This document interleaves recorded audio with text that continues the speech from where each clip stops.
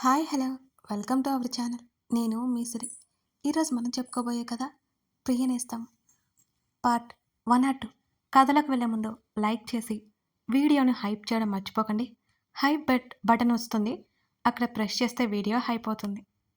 ప్రవర్తిక మెల్లిగా లేచి నడుచుకుంటూ గదిలోకి వెళ్ళిపోయింది. ఏం మాట్లాడుతున్నారు మీరు, నాకు అర్థం కావట్లేదు అని అయోమయంగా అడిగింది అక్షర. వాళ్ళ నెక్స్ట్ టార్గెట్ లిస్ట్లో నువ్వే ఉన్నావు.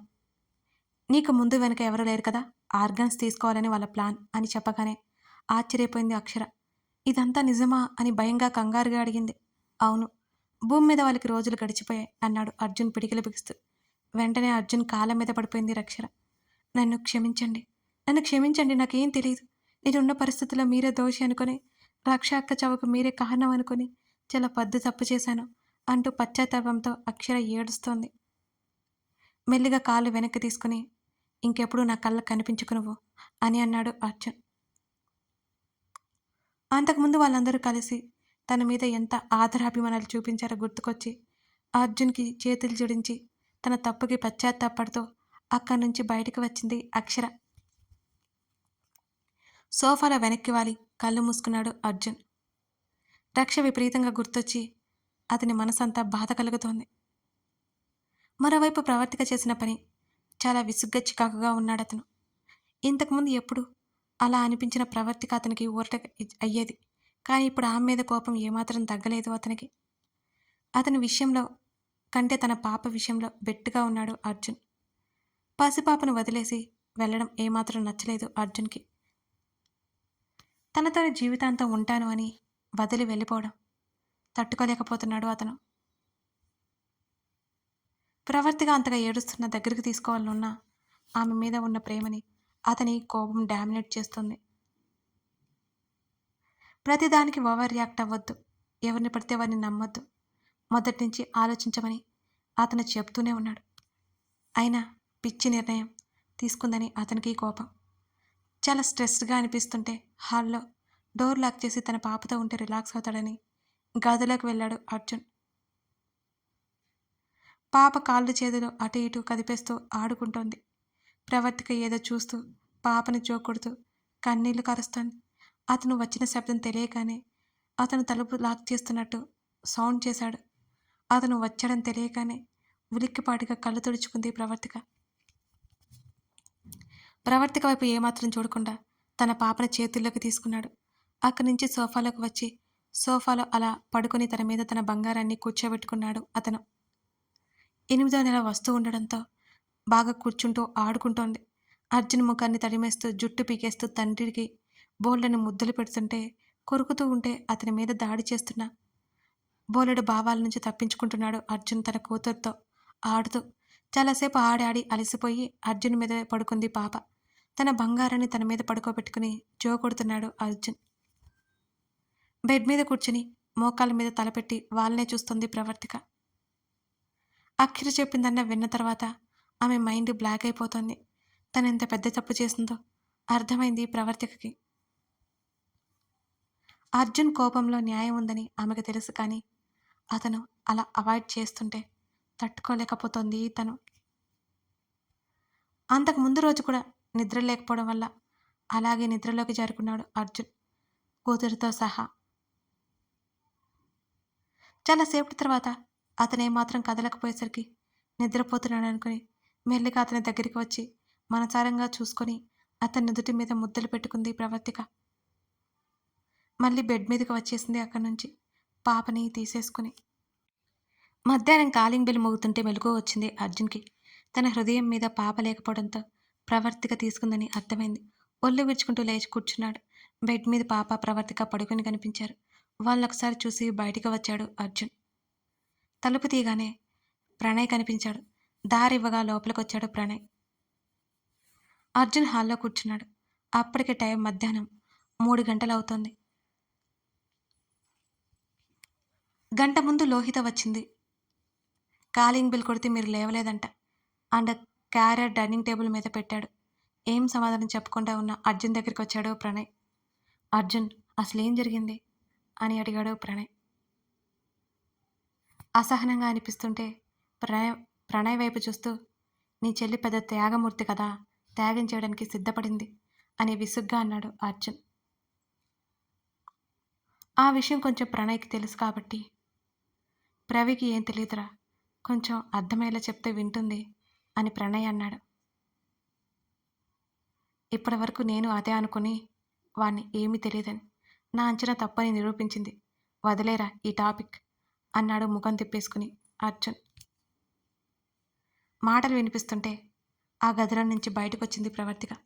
వాళ్ళిద్దరూ హాల్లో కనిపించారు. అక్కడే ఆమె అడుగులో ఆగిపోయాయి. రక్ష బ్రతికే ఉందని వాదిస్తోంది. తనకు అనుమానం ఎందుకు వచ్చిందో అది క్లియర్ చేస్తే సరిపోతుంది కదా, ఇదివరకట్లాగే ఉంటుంది అని ప్రణయ్ అనగానే అన్నీ జరిగిపోయాయి. అయినా అంత పిచ్చేంట్రా, ఇప్పుడు నువ్వన్నీ గుర్తు చేసి నా కోపం తెప్పించుకో. చాలా చిరాగ్గా ఉన్నాను, వెళ్ళి భోజనం పెట్టు అన్నాడు మాటల్లోనే చిరాకంతా చూపిస్తూ. కనీసం తన వైపు కూడా చూడ్డానికి ఇష్టపడట్లేదని అర్థమవుతుంటే కన్నీళ్లు కారుస్తూ మౌనంగా ఉంది ప్రవర్తిక. అరే నువ్విలా అంటే ఎలా, అసలు తట్టుకోలేదంటుంటే. ప్రణయ్, ఒకసారి నా సిచ్యువేషన్లో ఉండి ఆలోచించు. నరకం కనిపించదురా నాకు. నా కోపం అంతా పోయింది కాబట్టి నీ చెల్లి బ్రతికుంది, లేకపోతే నా కోపానికి బలయ్యేది. తన ముఖం చూసి వదిలేసా. అసలు పసిపాపను వదిలేసి ఎలా వెళ్ళిందిరా. తనకి మా మీద ప్రేమ లేకపోవచ్చు కానీ మేము అలా మొండిగా రాయిలా ఉండలేకపోయాం. అలా వదిలి వెళ్ళిపోయేది అసలు నా లైఫ్లోకి ఎందుకు వచ్చినట్టు అని అడిగాడు. అప్పటి వరకు అతని మనసులో ఉన్న మాటలన్నీ బయట పెట్టేశాడు. అర్జున్ అని ప్రణయ్ ఏదో చెప్పబోతుంటే, చెప్పను కదా ప్రణయ్, ఆ టాపిక్ వదిలేమని, అంతే ఇక మర్చిపో అన్నాడు విసుగ్గా. మరి రక్షలా వచ్చింది ఎవరు అని అడిగాడు ప్రణయ్. అక్షర గురించి మొత్తం వివరించాడు అర్జున్. ఏమాత్రం ఊహించిన ప్రణయ్కి షాక్ కొట్టినట్టు అనిపించింది. అక్షర అంటూ ఆశ్చర్యంగా చూశాడు. ఆ ఆశ్రమంలోనే ఉంటుంది కదా, మీ చెల్లికి రక్ష ఆశ్రమంలో కనిపించింది కదా, అందుకే ఎంక్వైరీ కోసం వెళ్ళాను. ప్రతి ఒక్కరు డీటెయిల్స్ ఉంటాయి కదా అక్కడ, అక్షర డీటెయిల్స్ ఉన్నాయి. ఉన్నా కూడా నేను పట్టించుకునేవాడిని కాదు కానీ రికార్డ్స్ అన్నిటిలో తన డీటెయిల్స్ అన్నీ తీసేసి డస్ట్బిన్లో పడేసింది. అందుకే నాకు అనుమానం వచ్చి అక్షర్ని ఎంక్వైరీ చేయమని ప్రతాప్ని పంపించాను. దొరికిపోయింది అన్నాడు అర్జున్. అందులో నా చెల్లి తప్పేముంది అర్జున్, నీకోసమే చేసిందేమో అని ప్రణయ్ అన్నాడు. ఇంకొక మాట మాట్లాడితే ఫ్రెండ్ అని కూడా చూడను అన్నాడు కోపంగా ప్రణయ్ వైపు వేలు చూపిస్తూ అర్జున్. అది కాదురా, కళ్ళకెదురుగా రక్షలా కనబడుతుంటే తనేం చేస్తుంది చెప్పు. రక్ష అంటే నీకు ఎంత ఇష్టమో తెలుసు కదా. రక్ష నీ కళ్ళ ముందుకొస్తే నువ్వు సంతోషంగా ఉంటావనుకుందేమో. నీకోసం తన బిడ్డకు కూడా దూరం అవ్వాలనుకున్నదిరా. ఇదెందుకు ఆలోచించట్లేదు నువ్వు అన్నాడు ప్రణయ్. స్వార్థం ఉండాలి ప్రణయ్, అర్థమైందా. ప్రతి మనిషికి స్వార్థం ఖచ్చితంగా అవసరం. మీ చెల్లికి ఇక్కడ వదిలేసింది అది. రక్ష కనపడితే తను మొదట ఏం చేయాలి, నాతో విషయం చెప్పాలి. అంతేకాని ఇల్లు వదిలి వెళ్ళిపోకూడదు. అంతకుముందు నాతో ఇలాగే మాట్లాడింది, సర్ది చెప్పాను. మన ఆశ్రమంలో కనిపిస్తే నాకెందుకు చెప్పకూడదు అని అడిగాడు ఆవేశంగా అర్జున్. తన కోసం నువ్వు ప్రాణానికి ప్రాణంలా ఇష్టపడిన రక్షని వదిలేస్తావేమోనని భయపడిందేమో కదరా అన్నాడు ప్రణయ్. ప్రణయ్ ప్లీజ్ రా, ఇక వాదించే ఓపిక నాకు లేదు. రక్ష ఎలా బ్రతికి ఉంది తనకు చెప్పాను కూడా. రక్షని నా చేతులతోనే కన్నం చేశాను, అది కూడా మా ఇంటి గార్డెన్లోనే అని తెలుసు తనకి అన్నాడు లోగొంతుకతో బలవంతంగా బాధను దిగమంగుకుంటూ. రక్ష గుర్తొస్తుందిరా అని అంతలోనే బాధగా అన్నాడు. అర్జున్ అన్నాడు స్నేహితుడిని హత్తుకుంటూ. తన బాధను తీర్చుకోవడానికి అన్నట్టు మౌనంగా కళ్ళు మూసుకున్నాడు అర్జున్. రక్ష ఎంతగా గుర్తొచ్చినా తనలో తానే బాధపడే అర్జున్ బయటకు ఎందుకు చెప్తున్నాడో అర్థం కాలేదు ప్రణయ్కి. కడుపుతో ఉన్న రక్ష చనిపోయింది అనే విషయం గుర్తు చేసుకుని అర్జున్ బాధపడుతున్నాడని తెలిసిన ప్రవర్తిక బాధను ఆపుకోలేకపోయింది. నోటికి చేయడ్డు పెట్టుకున్నా కానీ ఆమె ఏడుస్తున్న శబ్దం వినిపించింది ఇద్దరికి. ఉలిక్కిపాటుగా లేచి నిలబడి ఇద్దరు వెనక్కి తిరిగి చూశారు. నోటికి చేయి అడ్డు పెట్టుకుని ఏడుస్తూ గోడకు జారపడి కిందే కూర్చొని కనిపించింది ప్రవర్తిక. కంగారుగా వెళ్ళబోయిన అర్జున్ అడుగులు ఆగిపోయాయి. చాలా కంగారుగా చెల్లి దగ్గరికి వెళ్ళాడు ప్రణయ్. ప్రవి అంటూ ఆమెను ఓదార్చే ప్రయత్నం చేస్తుంటే ప్రణయ్ భుజం దగ్గర ముఖం దాచుకుని ఏడుస్తోంది ఆమె. నేనేది కావాలని చేయలేదన్నయ్య.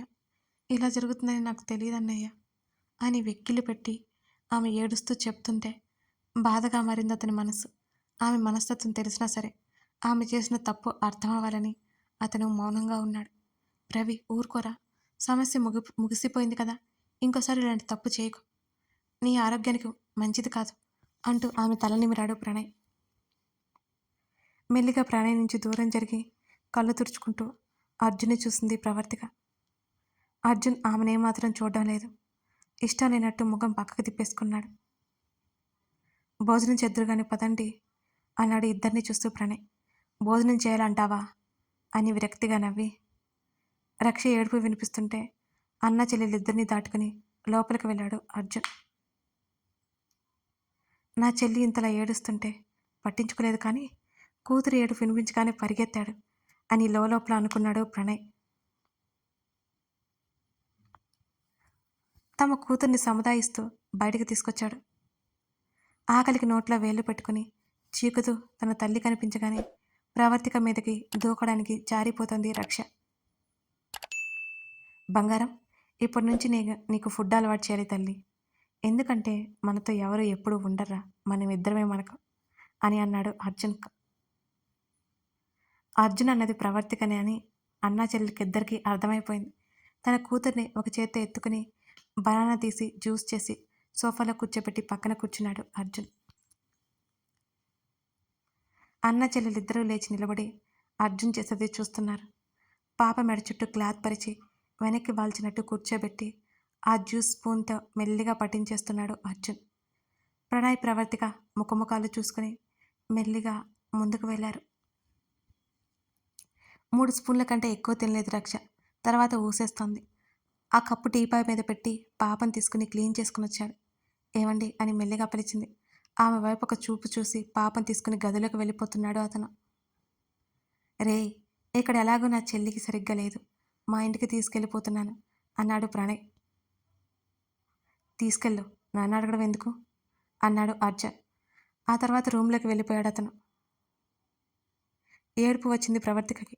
ఒకప్పుడు బ్రతిమాలను పంపించని బిహేవియర్ గుర్తుకొచ్చి, నువ్వు వెళ్ళన్నయ్యా, ఇవన్నీ లోహితకు చెప్పకు, తన్ని బాధ పెట్టకు, ఇప్పుడు నేను బాగున్నాను కనా అని అంది ప్రవర్తిక. తన చెల్లి మాటల్లో ఆంతర్యం అర్థమై, వాడి కోపం నీకు కొత్త కాదు కదా, కానీ ఈసారి బాగా హర్ట్ అయ్యాడు. కనీసం నాతో అయినా చెప్పాల్సింది ప్రవీ. సరేలే, అన్నిటి గురించి ఆలోచించుకో, నువ్వే వాడిని కూల్చేయి, పెద్ద మొండోడు వాడు అన్నాడు ప్రణయ్. అలాగే అన్నట్టు తల ఊపింది ప్రవర్తిక. ప్రణయ్ వెళ్ళిపోయిన తర్వాత డోర్ లాక్ చేసి వచ్చింది. వారి గదిలోకి వెళ్ళాలి అంటేనే ఎందుకో ధైర్యం సరిపోవట్లేదు ఆమెకి. టీపాయ్ మీద కనిపించిన క్యారియర్ చూసి మళ్ళీ వెనక్కి వెళ్ళింది. ప్లేట్లో భోజనం పెట్టుకుని గట్టిగా ఊపిరి తీసుకుని గదిలోకి వచ్చింది ప్రవర్తిక. అర్జున్ ఛాతీ మీద కూర్చొని ముఖాన్ని తడుముతూ ఆడుతుంది రక్ష. బోసినోడితో తండ్రి ముక్కు కొరికేస్తోంది. పాపకి గిలిగింతలు పెడుతూ నవ్విస్తున్నాడు, ఆడిస్తున్నాడు అర్జున్. తండ్రి కథ చెప్పాలని తనకు వచ్చిన శబ్దాలతో ఏదో చెప్పడానికి ప్రయత్నం చేస్తూ వంగాలు కొడుతోంది. ఏంటి బంగారం, ఏం చెప్తున్నావు అంటూ పాపని సరిగ్గా కూర్చోబెట్టి తల పాపని ఒడిలో ఆనించాడు బరువు లేకుండా. అర్జున్ జుట్టులో వేలు పెట్టి అతని చెంప మీద చేత్తో తడుతూ ఉంది. ఆ ఫీలింగ్ బాగా నచ్చింది అతనికి. వాళ్ళని అబ్బురంగా చూస్తూ తను వచ్చిన పని మర్చిపోయింది ప్రవర్తిక. ఆమె వచ్చినట్టు తెలియడానికి మెల్లిగా గొంతు సవరించుకుంది. తండ్రి కూతుర్లు ఏమాత్రం పట్టించుకోలేకుండా ఆటల్లో పడిపోయారు, మునిగిపోయి ఉన్నారు. వారిద్దరు దగ్గరగా వెళ్ళి చప్పుడు వచ్చేలా లేమ్ టేబుల్ మీద గ్లాస్ పెట్టింది. ఇద్దరు తల తిప్పి ప్రవర్తిక వైపు చూశారు. భోజనం ప్లేట్తో కనిపించింది నిలబడి ప్రవర్తిక అర్జున్కి. కథ కొనసాగుతోంది. మరి ప్రవర్తిక చేసిన పని మీరు రైట్ అంటారా, రాంగ్ అంటారా? అర్జున్ అలా ఉండడం కరెక్ట్ అంటారా? ఇప్పుడు చెప్పండి, మీరు ఎవరికి సపోర్ట్ చేస్తున్నారో మర్చిపోకండి, కింద కామెంట్లో రాయండి, సరేనా? అలాగే లైక్ చేసి మన ఛానల్ని సబ్స్క్రైబ్ చేసుకోండి. Thank you for watching this video.